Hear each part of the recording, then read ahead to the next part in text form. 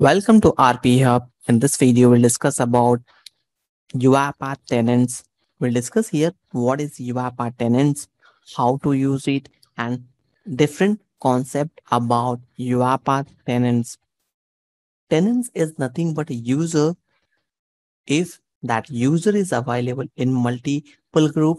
They are sharing the common credentials with the different set of user, and if this is created for the single user, these users are usually for their private need. Multi-tenancy enables you to isolate data with only one instance of orchestrator. This feature facilitates automating different departments from our company and ensures the desired authorization of orchestrator. So if you don't know about the UiPath orchestrator, please watch my first video. I will also include the URL in my description tab so that you can easily watch it about introduction of UiPath orchestrator.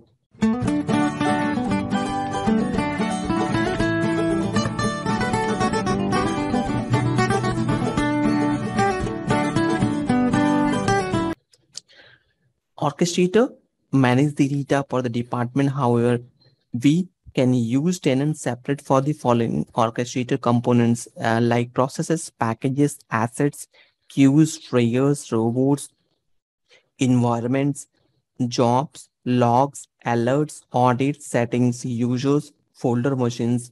While installing Orchestrator in a host admin, also known as a system administrator, is created, the host admin has rights to create new tenants, change application settings, and audit password changes, create, update, register, and delete actions on the setting tenants and users.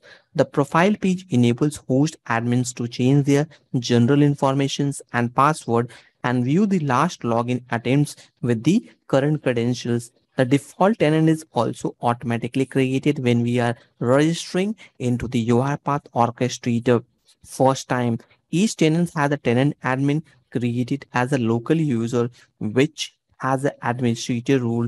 The tenant admin cannot be deleted or disabled, but we can edit its information in the user page. A tenant can be enabled or disabled at any point of time.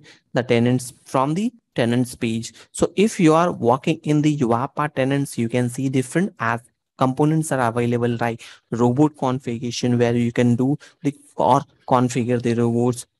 These are available in unattended sessions. So if you want to add unattended sessions, you can add it here. User sessions is also there where you can add the user sessions. Folder is specially available for creating or assigning account groups. If you have multiple machines and different set of users are working, you can create a specialized to the group level permissions as well as individual role permissions. So you can assign to n number of people inside your team. Either you can edit it, move and remove. These all components are available. So let's say if I am the administrator who want to create a new users and the machines, I will be easily able to create it. Simply I will go to here, I will add the group name and the filter by that group name like users, group and robot account, and easily I can assign it.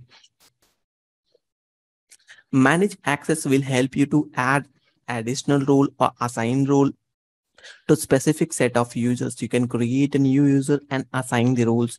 Like here, you can create users, robot account or group account. While creation of the user, you have to provide a select users, add new, and roles you can add like robot administrator, tenant administrator, allowed to be folder administrator, and allowed to be automation user.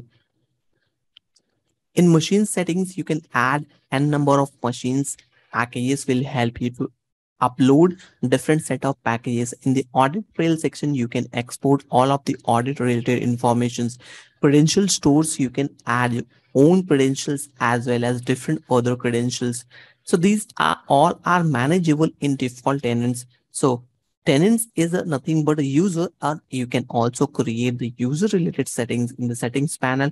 You can do settings related to the general deployment, mail, security, scalability, non-working days, and cloud connections. So this is our very easy to configure it in the UiPath orchestrator, and you can do non-working hours. So let's say if you want to add your calendar, you can add the calendars, and based on that, it will work accordingly. So let's say if your organization is having 5 days work culture, you can add the 5 days work culture here. So whenever you will schedule anything, that will run on that 5 days work culture.